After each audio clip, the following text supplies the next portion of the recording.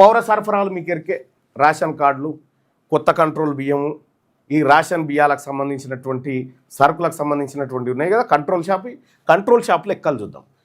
పౌర సరఫరాల శాఖకు వస్తుంది. 2014 నుంచి 2024 వరకు ఈ కంట్రోల్ దుకాణాల కోసం 11,118 కోట్ల రూపాయలు బడ్జెట్లో కేటాయించారు. 11,118 కోట్ల రూపాయలు బడ్జెట్లో కేటాయించారు వివిధ ఇయర్లలో.